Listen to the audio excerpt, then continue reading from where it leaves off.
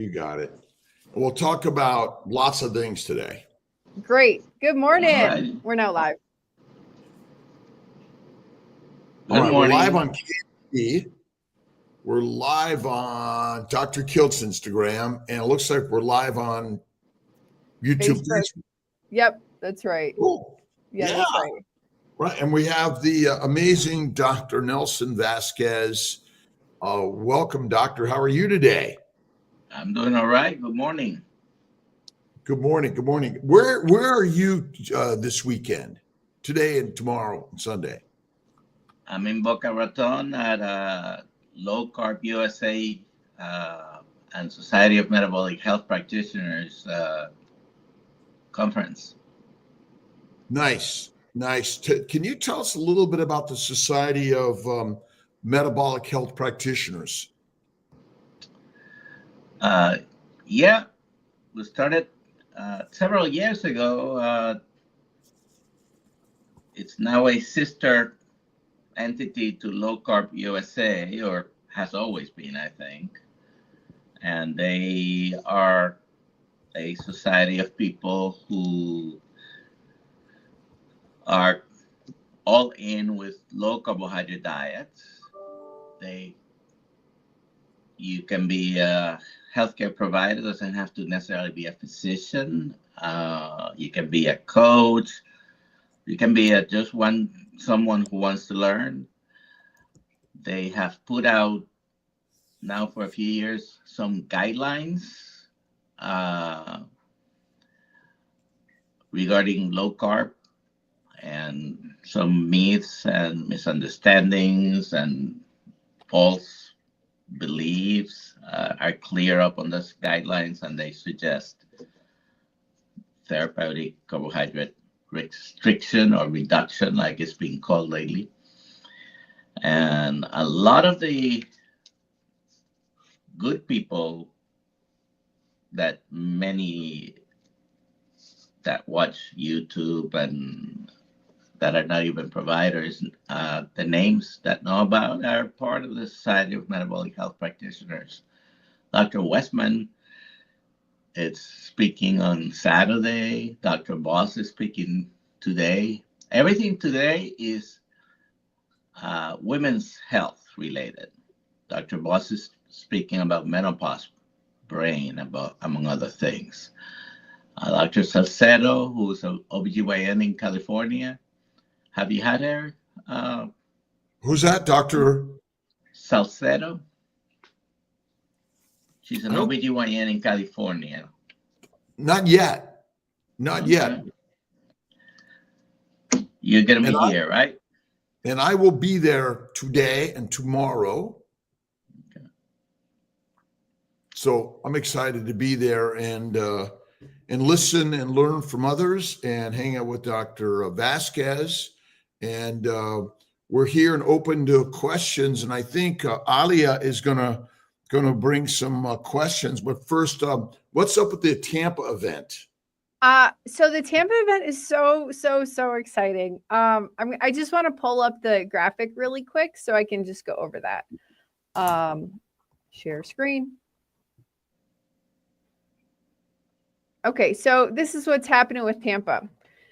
It's extended again. We have extended the event again. It's amazing. So Friday is the barbecue at Dr. Kiltz's house. If you get that ticket, you also get a VIP seat at Texas de Brazil, and it covers all of the Saturday activities.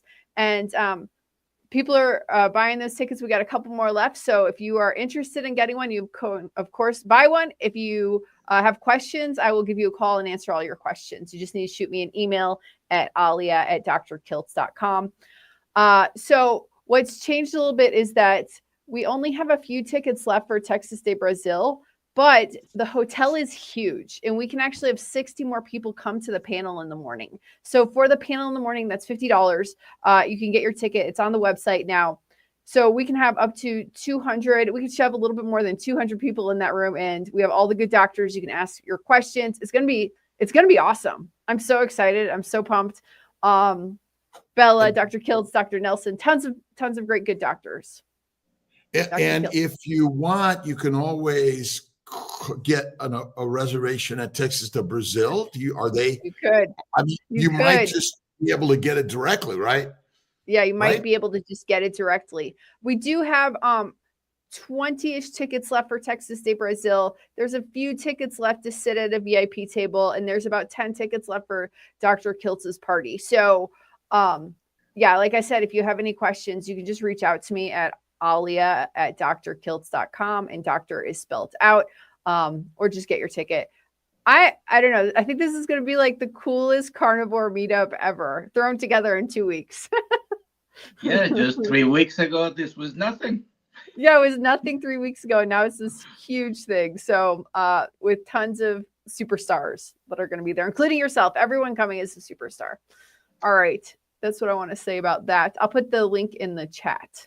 Papa Carnivore asked to pay. Do I need to pay $50 to come to the morning event? No. If you have your 125 ticket, you do not need to pay the $50 to come to the morning. That's part of your 125 ticket. I made that extra ticket only if you can't make it to lunch. If you can't make it to lunch or we run out of lunch tickets, you can still come to the carnivore panel in the morning because we have additional space in the hotel, but you do not need to pay any extra if you bought any other ticket.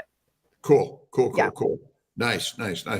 Well, let's see. What questions have people been asking that they've wanted to ask the good Dr. Nelson? Yeah, so this is Robert Kiltz, but that's just because I put it in the chat under his name. But this is from Renee. I know I have a very damaged liver. Maybe not cirrhosis. Is that how you say that? Cirrhosis. But cirrhosis. Okay. But I was hypoglycemic when I was younger. It was hard when I first began carnivore with the high fat as I was getting lots of diabetic symptoms. So I guess that was normal. What fat would you recommend and for how long would you completely cut protein to heal the liver? Is that for me or for Dr. Kiltz? Whoever. Let's start with you, Dr. Nelson. What are your thoughts? All right. So she didn't say she was diabetic, but 80% of diabetics have fatty liver, number one. Number two, when we talk about insulin and we talk about insulin resistance and the accumulation of fat in the liver and all that, which Dr. Kiltz likes to call hepatogenous diabetes. All diabetes is really insulin resistance from the liver is the main organ involved there. The pancreas produces the insulin, but it's not the one who goes haywire when insulin resistance happens. All people who were hypoglycemic when they were younger, they were already eating an excessive amount of carbohydrates in the diet, and that's why their blood sugars went down because they were producing an excessive amount of insulin, whether it started years before or not. The cause was high insulin, and because they were still sensitive enough, their blood sugars would crash immediately, an hour or two after eating a high carbohydrate diet. So the recommendation has always been high protein, very low carbs, meals. And it used to be that I would tell patients, every 3 hours to eat. I think no carbohydrates or as low as you can. And actually, you can probably wait 4 or 5 hours once you teach your body what to do. But if you want to get rid of the fatty liver, stop the carbohydrates. You don't have to use any special potions or lotions or supplements. Just stop the constant insult to the system. And if you're here, you're probably carnivore. Eat the fatty meat. What about fasting? What's the value of fasting in fatty liver and type 2 diabetes, doctor? Fasting gives your body a rest as far as the insulin is concerned, the liver, for example. Once your insulin drops, and that will happen if you're used to fasting and you skip a day of eating and you by not eating one day, your fasting period is going to be something between 36 to 48 hours, depending on when you have your meals, how many you have. But for example, on Sunday was my last meal. I didn't eat until Tuesday, but it wasn't quite 48 hours because first thing in the morning on Tuesday, I ate. And just that period has improved my insulin sensitivity for the week. Wow. So there are many people who once a week do that routinely, just one day. Some people do 2 or 3. This week, 2 days ago, I had a procedure as a follow-up of something that happened to me in 2023. I had a tumor in my bladder. It was cancerous, but I don't have that anymore. They took it out. And 2 cystoscopies later, a CT scan later, everything is clear. So part of what I did during my treatment was, for 6 weeks, I was having once a week treatment, and it was usually on Wednesdays. So I ate on Monday, didn't eat again until Friday. It was part of my routine, along with traditional treatment, which I did have. And everything else that I was doing included fasting 2 days before and 2 days after. What would you say are one of the real benefits of fasting in the low carb world? Well, probably everyone has heard about the words autophagy and mitophagy. It gives your body a chance to clean up without being concerned about digestion in your gut. Depending on how rapid your gastrointestinal transit is, basically the amount of time it takes between you eating something and coming out of the other end, which for most carnivores is not a lot if they're not really eating any fiber. If you are low carb, you can probably have enough fiber to have bulkier excrements, but it takes a lot of blood flow to keep the gastrointestinal tract working, right? So when you don't eat, you giving that a rest, you're allowing your body to go into cleaning mode. And the benefits are multiple, hormonal, in multiple ways. You start producing more ketones after 12 to 24 hours. You can probably measure that if you're into measuring ketones. Some people may take longer, may take 2-3 days, depending on how fat adapted they are. What else do we have, Alia? We've got a very interesting question. I think that we're going to say no to this because it's a plant. Do you recommend, I can't pronounce this, I've heard about it in Colombia, ayahuasca for spiritual growth? Ayahuasca.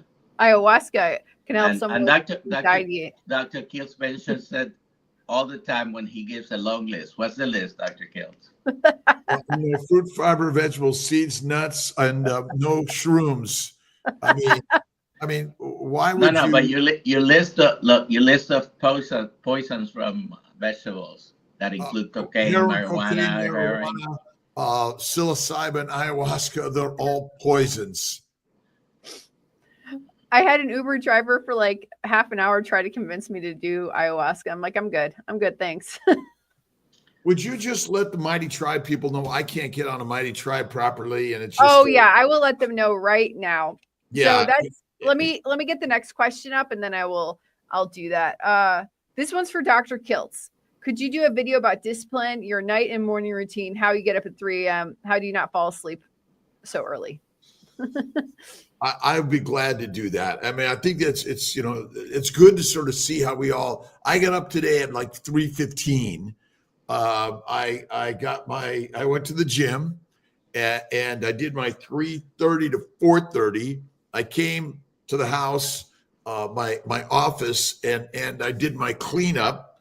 And here we are with Dr. Vazquez, and then I'm flying to Boca Raton this morning, leaving about 7, and so I'm excited to hang out with so many people today, connect and learn what they're doing on this journey of healing. I got up about 4:30. I didn't have that much time for my hair and makeup. Well, I should probably some days, like I do this, and I should just kind of like do the whole thing, and then it's done. It's easier to do that. I have a question for Dr. Vazquez. Yeah. The difference between low carb, when we use these words low carb or keto or paleo or carnivore, and what's the similarities in these areas? Well, both of them, not both of them, but let's talk about low carb. Anything, when people who don't know about low carb do studies, anything under 130 grams of carbohydrates daily, they consider it low carb. So many of those studies that are done, probably done with too many carbohydrates anyways, and the low carb group might not be a good sample of what's really a lower carbohydrate diet. If you want to talk about a ketogenic diet, you probably don't start making any ketones until you hit, some people 50 grams, but most likely 20 to 30. And most people are familiar with the Atkins diet. 1970s, Dr. Atkins came out with his first Atkins book. And Dr. Atkins' book basically started people on 20 grams or less. And then there were some step ups.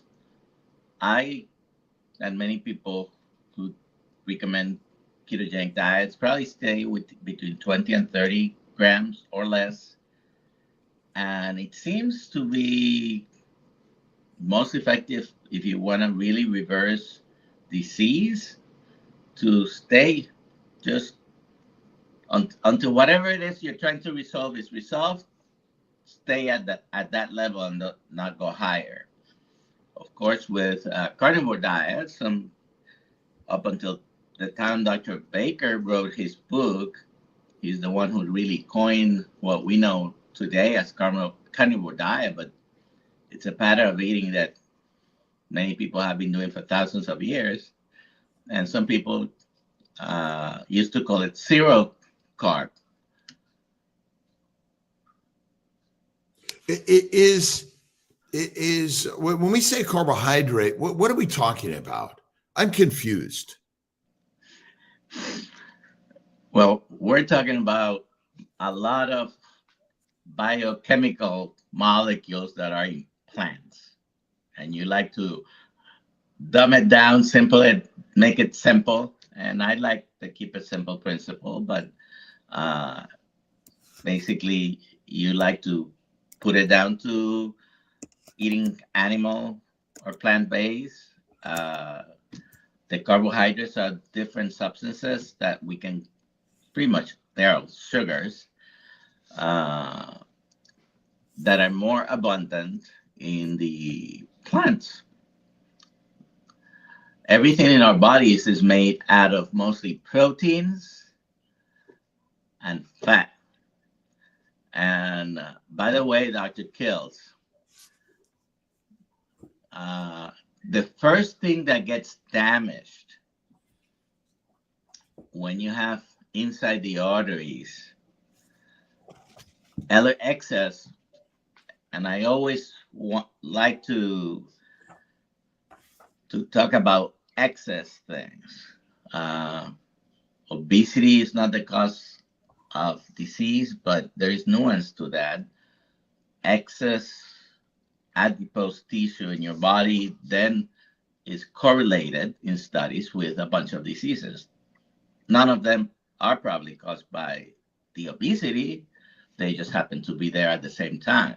80% of people with obesity have some sort of other chronic disease, but the obesity is not causing any of them. They are caused by a chronic excessive carbohydrate consumption, and that mostly comes from plants. The past 150 to maybe 500 years, excess refined sugar has been one of the main culprits. Are carbohydrates, and I even asked the question, are plants required in the human diet? There, of course, are a lot of us that don't think so. They're not required for us, but everything I eat is usually vegan.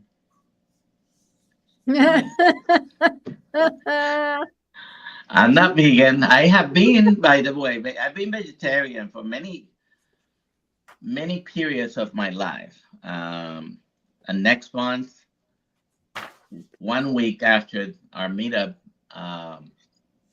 will be 65 years for me. Wow. But I've been vegetarian and strict vegan, never for a very long time. I've always liked meat. Growing up, I used to eat, even if there was steak, chicken, fish, eggs in the house, we used to eat a lot of fake meat. We used to call it veggie meat. Probably had something to do with my bladder previous condition. What do you think contributed to that bladder condition? Number one cause for that is smoking, and I never smoked. Oh. Could it be the sugars or the toxins in the plant-based diet we've been recommended to eat? Very likely. I think ultra-processed foods might play more of a role than just basic plants. There are people who say, well, you can be healthy in many ways. And if you're healthy, if you're doing fine with what you're doing, great, good for you. Only 10% of us are metabolically healthy. So if you want to reverse disease, you need to start cutting down on the amount of carbohydrates. Sometimes you have to go down to extremes. And of course, they call us extremists. Do goitrogens, I'm just curious about goitrogens because, and I'm printing this out so I could show our watchers and listeners that isn't it still likely the plants don't want to be eaten either, or they do, and they know how to control and kill us. And ultimately, many of the medicinal substances used for cancer therapy actually come from plants. And the side effect of curing cancer is actually causing secondary cancers and other diseases. There are a lot of defensive chemicals in plants. If you're trapped in a forest, you cannot just eat anything because it's a plant, right? Yeah. Because you'll probably poison yourself. I probably wouldn't know how to differentiate certain fruits, even if I thought, oh, that looks like something that could be eaten. They're not that frequent in nature, depending on where you live. Now, I was born and raised in Puerto Rico. Everything grows almost any time of the year, but not everything grows. Not one thing grows the 12 months. There's seasons for everything. There's seasons for the planting and the, picking up whatever you grow. But I'm wondering in Puerto Rico or in America or in so many places, how much of what is growing there today was never there in 500 years ago, 1,000 years ago? That's a great question. It seems that if you go into Walmart, where you can buy 24/7, 365 days, an apple. I mean, I think there has been always apple there whenever I go. Yep. And there's no place in the planet that apple grows 12. Well, probably there are now artificial environments where they can grow things 12 months of the year, but none of that. And they didn't look also the way they look now, where you have a giant fruits compared to what they were before, the amount of sugar in them. There is a grape that they call it cotton candy grape, right? It tastes like cotton candy.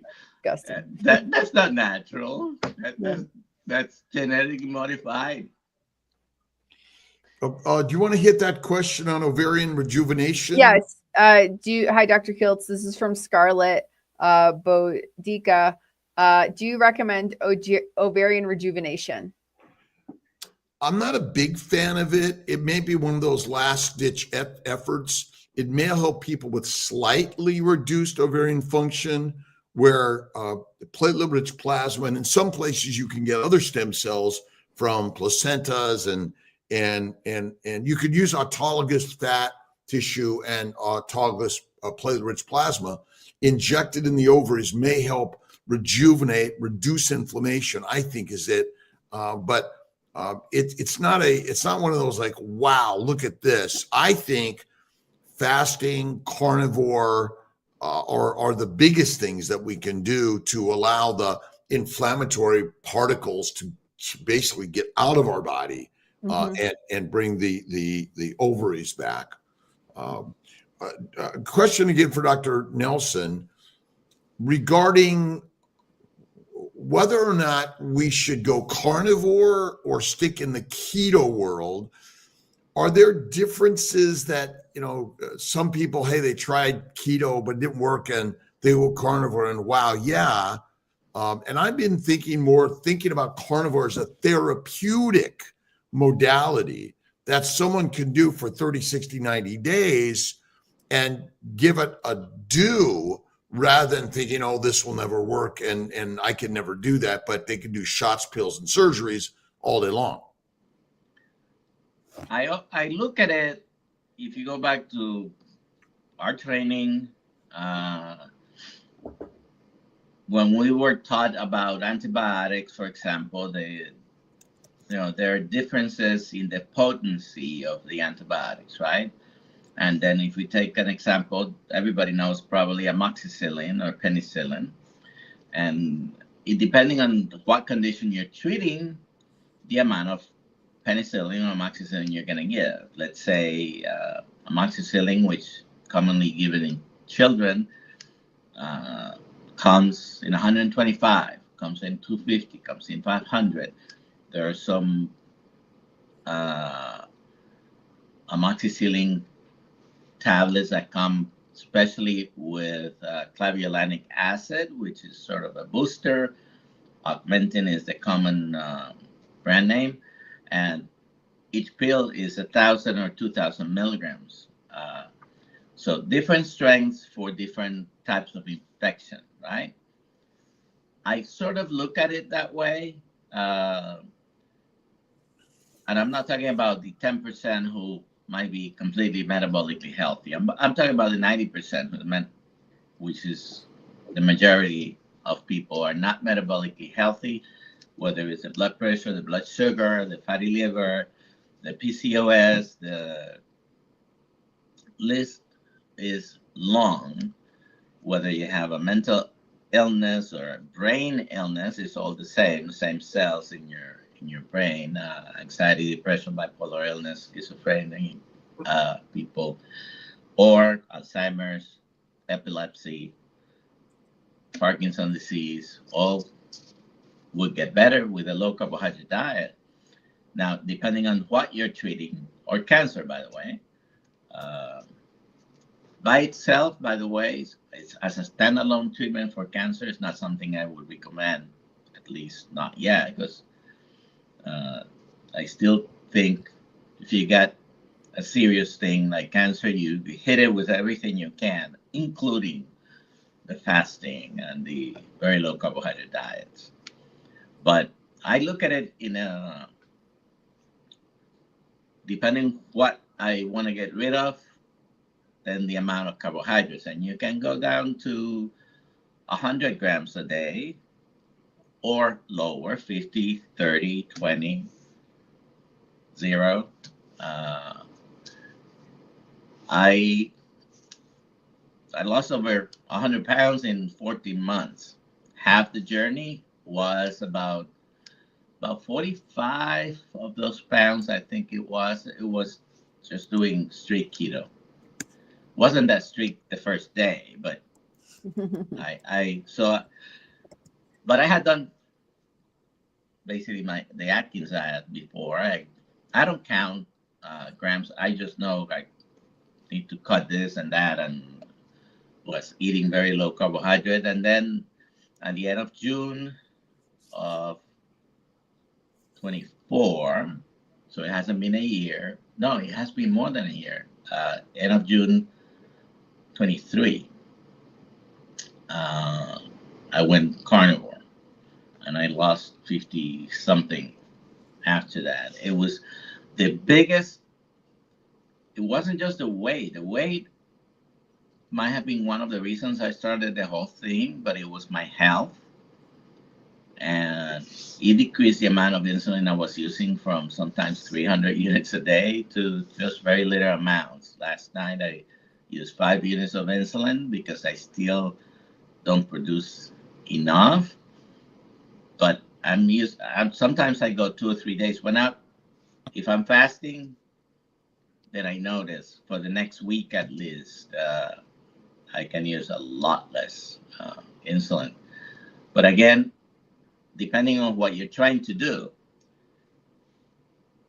the lowest amount possible for you. Some people are averse to the idea that, I can't have my fruits and my vegetables and my bread and my pasta, some people have always liked to eat meat. I have no problem. I didn't have much of a problem because I like steak. Used to like fried chicken a lot. Popeye's chicken was one of my favorites, but I realized all the taste was in the fried dough, breading the chicken. I've noticed that butter never molds. And if you feed a cow fat, they die because it kills the microbes. And I think our real focus should be on animal fat. And if you eat more animal fat, you kill the microbes or suppress them in the gut that are eating the plants, which make alcohol, heat gas, and methane, and maybe our biggest problem. So like a stick of butter a day, maybe something that'll help so many more people, but we've been so anti-fat that it's kind of a little crazy. Yeah. That's what people think when I first heard about this. You think it's crazy. It's funny because I grew up in a household where, my mother was told, she was a nurse, so she respected whatever the doctor said a lot. I'm talking back in the 60s and 70s. And, low salt, low fat, plant-based. This had been preached since back then and years before that. But I always liked, before I knew anything about this, I always liked the fat. So I would eat, if I didn't cut the fat out of a nice steak, I ate it. So the last night in Healing Humanity, They are doing now a live on Thursdays, and after I had my 6 beef patties and 6 little sleeves of butter was my dressing.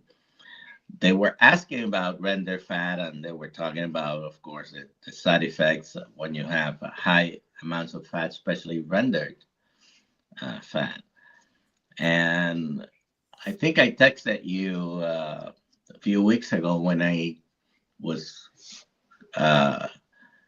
cooking some picanha. Picanha, yeah. I was marinating it, put in the fridge, but after a few days, there was a small piece, like half protein, half fat. You know, the steak.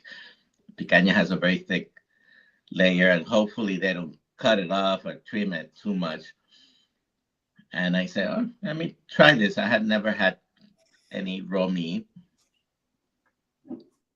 And it was like a 2 to 3 ounces amount. And on my way to work, I had that piece. I felt fine. I didn't get any, I'm here, I'm alive. I think raw fatty meat is the very best thing and healthiest thing to eat.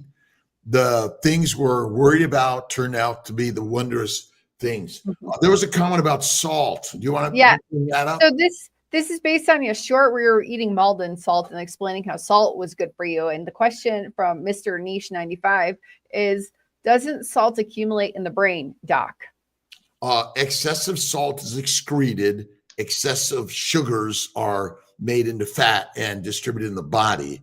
So read the book, The Salt Fix by Dr. James D. We got to get him on the channel also. And there was another comment here.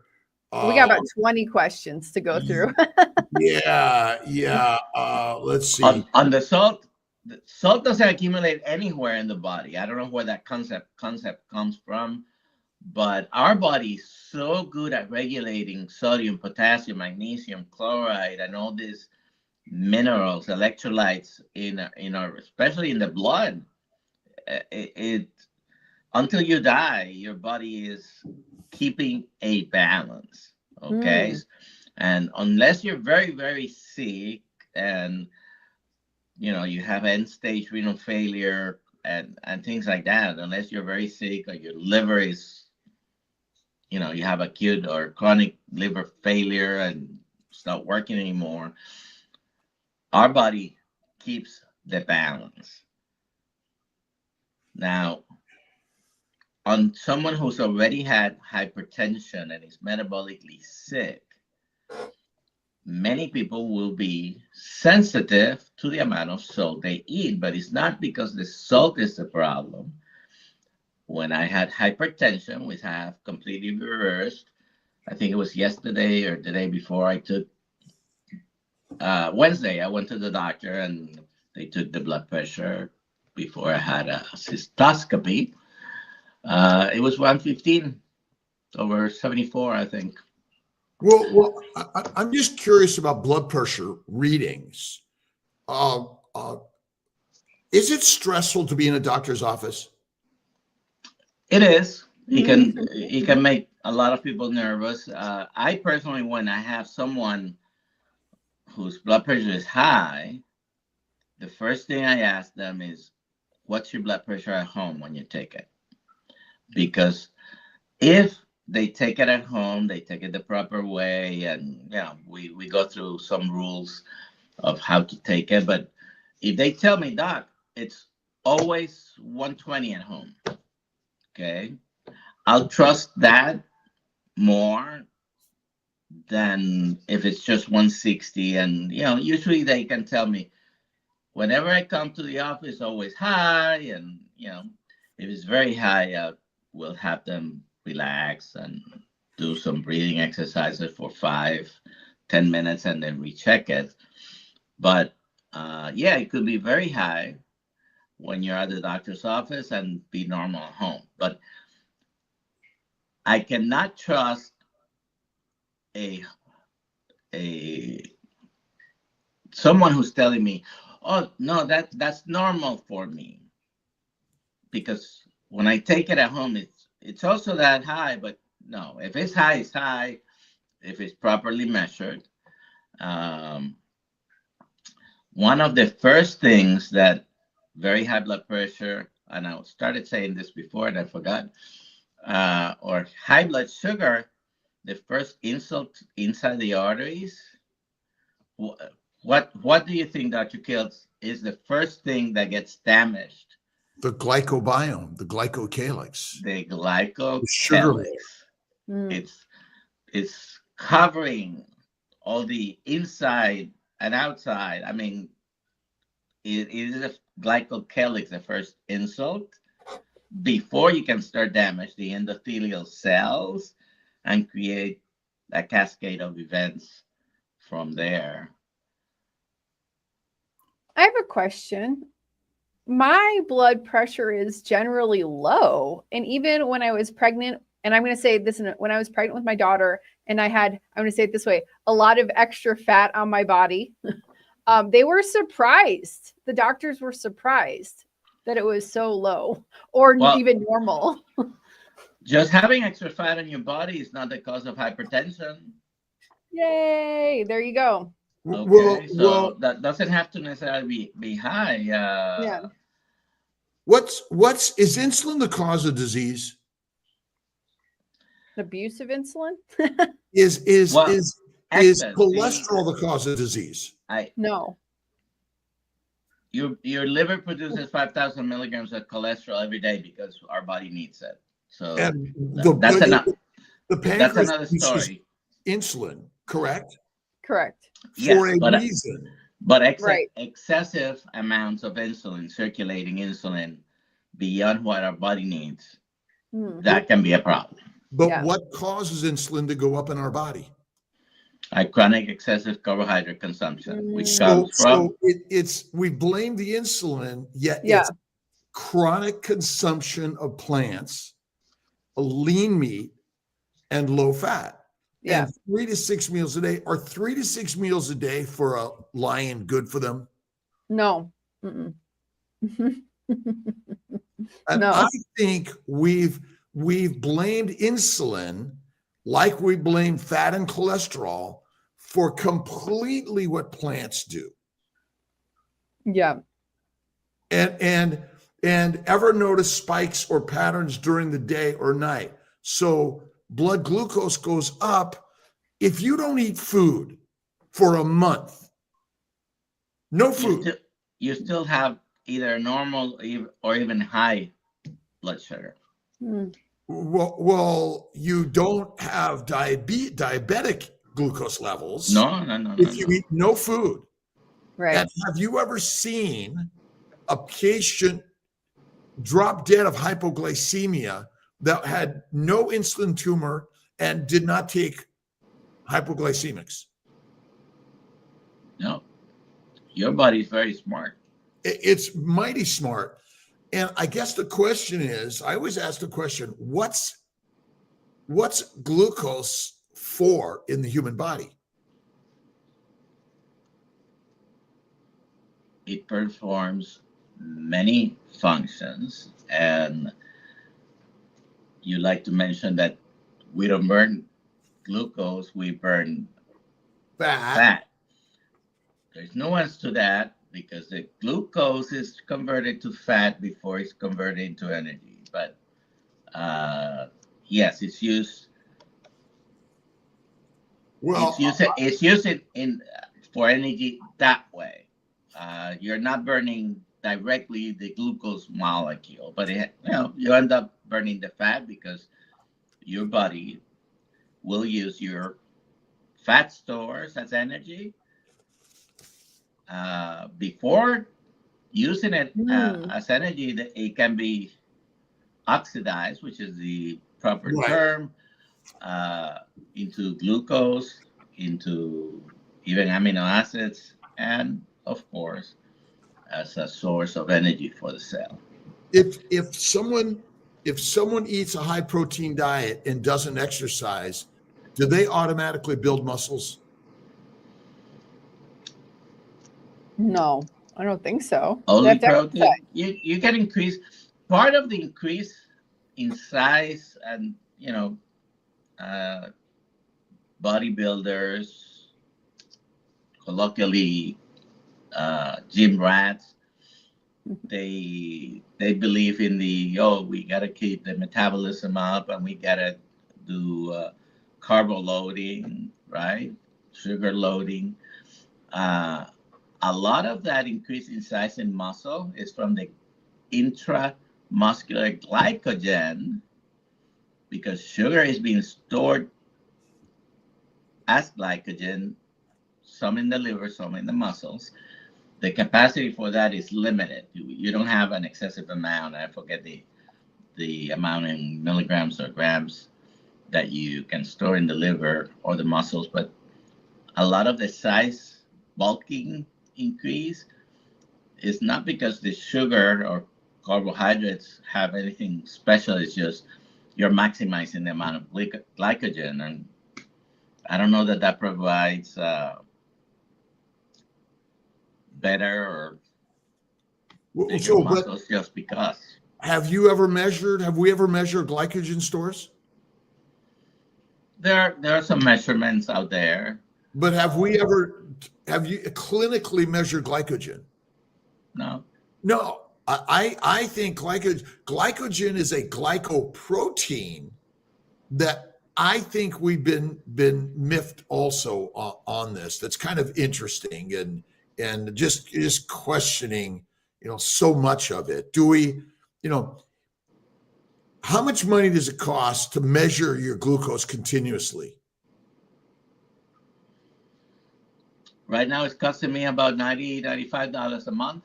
Oh, wow. So $100 a month, right? And that's because the over-the-counter version came out.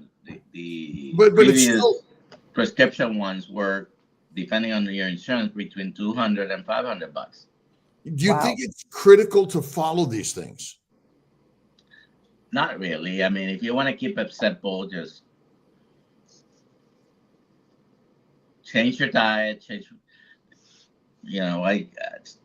We eat in a pattern that not everybody does.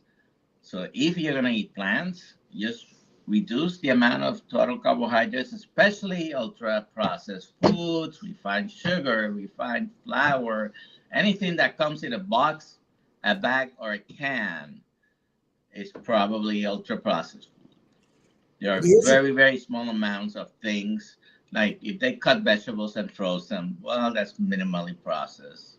But trust me, everything that comes in a box, a bag, or a can with a long list of ingredients that sometimes, and I'm pretty good at pronouncing the ingredients, sometimes I don't even know what the heck that is because it's some new preservatives or some new thing. You shouldn't eat that. If you were alive, well, you were not alive. Well, Dr. Kiltz might have been alive 500 years ago, but nothing came in a box, a bag, or a can. I mean, and the last I looked, the allergies, which I believe cancer and hypertension and heart disease, every disease is an allergy to a plant product. And the last I looked, no one's allergic to a ribeye steak. I keep testing that theory. Nobody. And isn't the simplicity, like the Lion's diet is healthy for everyone? There's no evidence that eating fatty meat every day causes any disease. It's true. But this is a question about that. Okay, go. What about endotoxins? They say are high meat and aren't eliminated through cooking. Lipopolysaccharides. Doctor, I'll let you take this one to start. Well, I think this person is confusing. For example, I used to love beans. I cook beans. I am. Me too. According to my wife, pretty good cooking beans, right? The if you want to eliminate the lectins, phytates, and all these things in a bean. By the way, never try to eat a raw bean, but when I was a child, I remember just chewing on a red kidney bean. And that's horrible. And people can die from eating just a few raw beans. You have to, first of all, you always cook them, right? But the proper way of preparing it, it's a process that may take at least 24 to 72 hours of soaking them and boiling them and fermenting. Often used to be that a lot of fermentation was used for preservation, but it was also used because our ancestors learned that to be able to eat that, and they only ate it when it was in season, but to be able to eat that, they had to go through this process. He's mentioning, Timmy, high meat, but you don't have to go through those processes with meat. It's with vegetables that you mostly have to do that. What toxins are in meat? And by the way, lipopolysaccharides is a fat with sugar, right? Glycolipoproteins. Glycolipoproteins. It's all about the sugars, which ultimately the barcode for everything. And in general, beef and lamb are low in sugar antigenicity. And is lean meat good for us in significance, and we should eliminate eating fat? No. If you eat meat, it's almost impossible to eliminate fat completely. There are leaner cuts of meat, but they always have fat. Of course, one of the most expensive cuts of beef is filet mignon, right? I don't like it. It's too lean. I prefer the ribeye, which is fatty meat, or chuck steak, or I buy fat trimmings in the supermarket, pay 99 cents a pound at where I get them, and I cut it in pieces, and I either fry it on a pan or put it in the air fryer. Haven't tried to eat it raw. Yeah, raw meat is the very best thing to eat, because for the first 3.5 million years, we weren't waiting for the cook or the chef. And our problem. Is it done? Is it done? Yeah, no, come on. All right. A quick Marcus Aurelius quote. How easy it is to banish and erase every upsetting, unwelcome thought and gain immediate and complete tranquility. All you need to do is watch Kiltz Mighty Tribe or Dr. Kiltz live at 5. And we have a special guest today, Dr. Nelson Vazquez. And we're going to meet up at the low carb event in Boca Raton today, tomorrow. Maybe dinner tonight. I don't know what our dinner is yet, but it's part of the ticket. It is. It is. Yeah. As long as they feed me beef, I'm good. We'll figure it out. Maybe we can do a live from there. Let's do a live from there. Absolutely. Fun. For sure. And let's see. Did we have any other last few minutes? We have. Let's try to get through as many of these as possible. We got a bunch. I want to answer this one. Go quick. Okay. Would carnivore be a good solution for someone with aplastic anemia? My friend was diagnosed years ago to toxic chemicals. Carnivore is not going to reverse everything. It's not a cure for everything.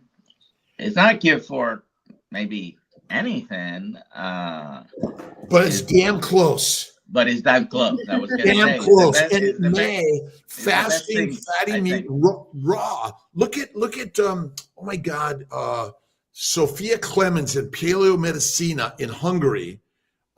She's been doing this for years. And Thomas Seyfried, who incorporates a keto carnivore in his cancer therapy, but aplastic anemia is secondary to inflammation. And aren't plants the main cause of inflammation?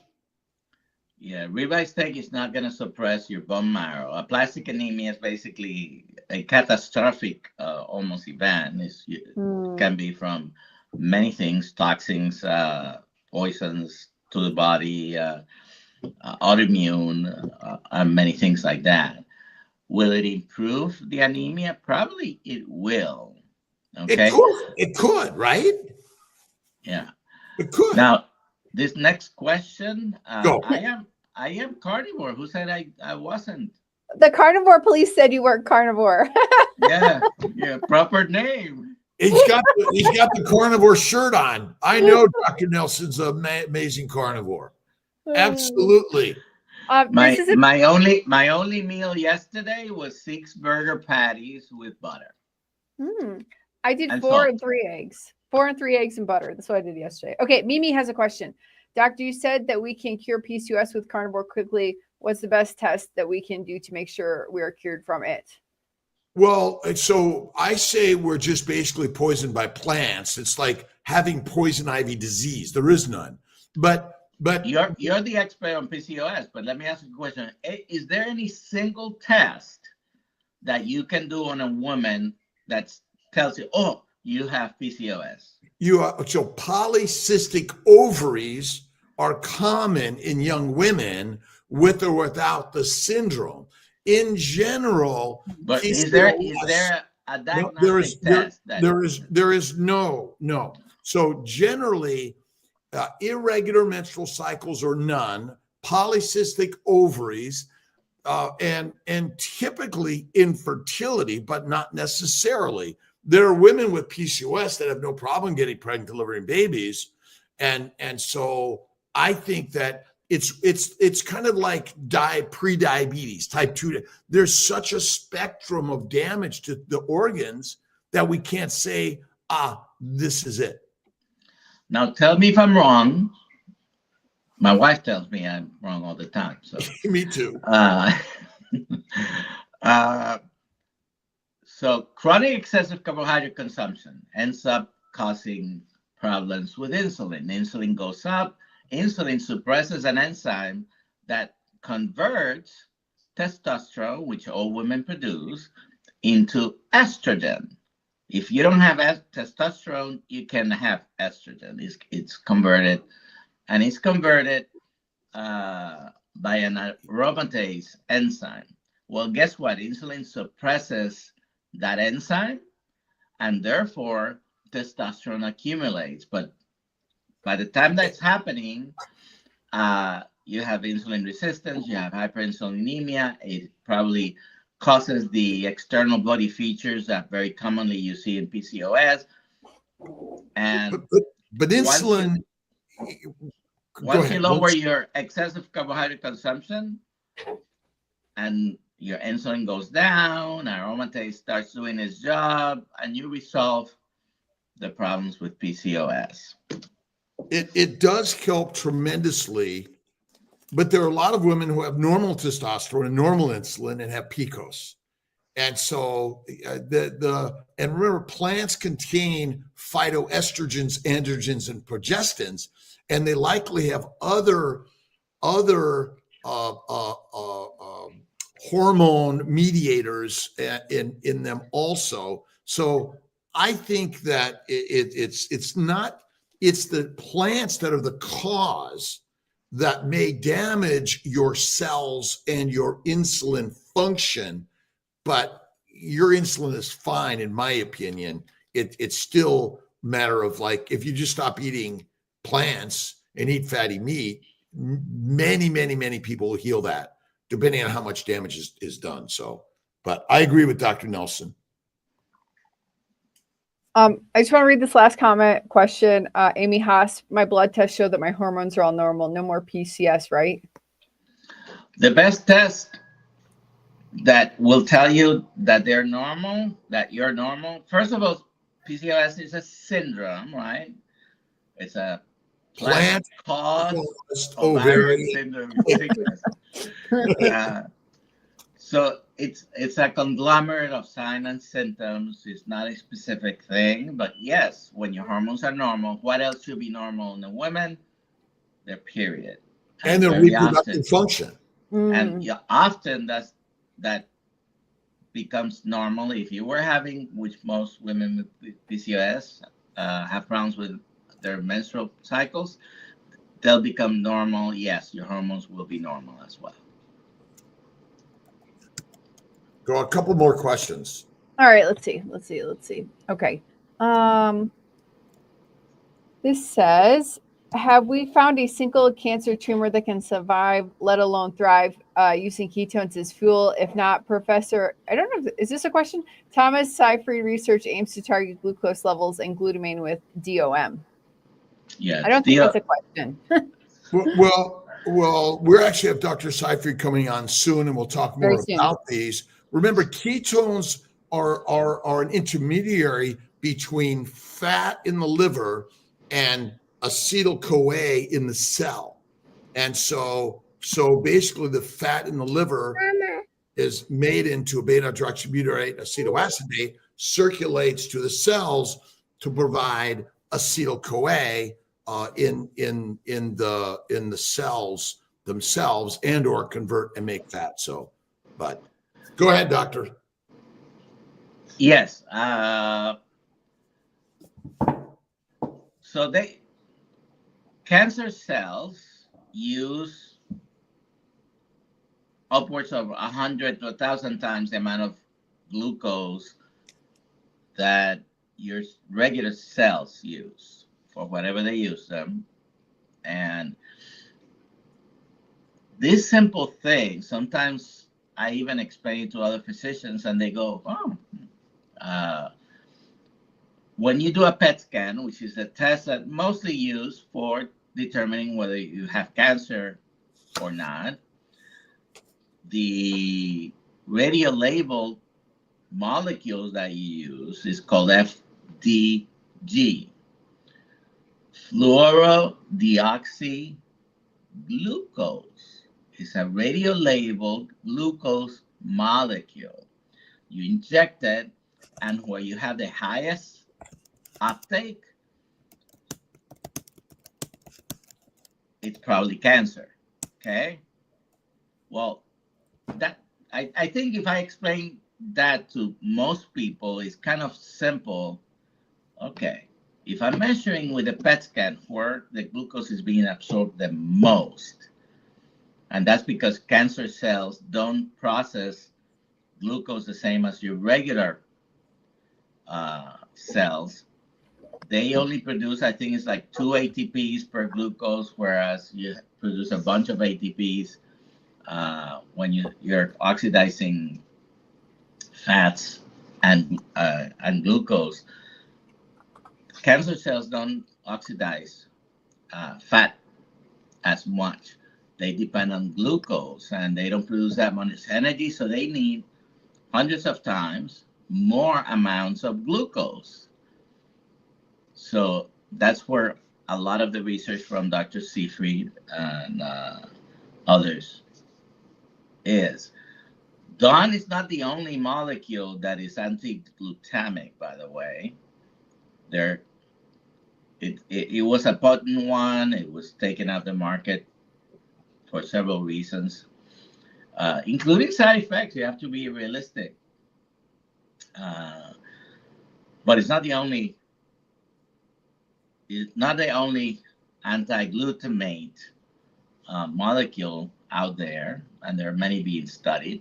The problem with the metabolic theory of cancer, which I am 100% behind, is that cancer cells depend on glucose, abundant always in the bloodstream, and glutamine, which is the most common amino acid that you have in your body. And it's made out of all the amino acids in your body. So you always have glutamine. That's why one of the recommendations for Dr. Seyfried is the pulse press treatment, because you hit it hard for a few days and then you slow down and you hit it hard for another few days. So but many people are doing carnivore and fasting and showing, so basically fasting and getting rid of the plant toxins may be one of the biggest things that we can do. So, all right, Dr. Nelson and Dr. Kiltz, I've got to fly over to Boca to see my good friend and meet you there. And also, and anyone there, love to say hi and connect. I'm going to be there to learn and connect with so many people. So thank you. see you later. Bye, everybody. You're awesome. Thanks for being here. See you Monday. Goodbye. Monday, maybe Sunday. Maybe Sunday. Goodbye.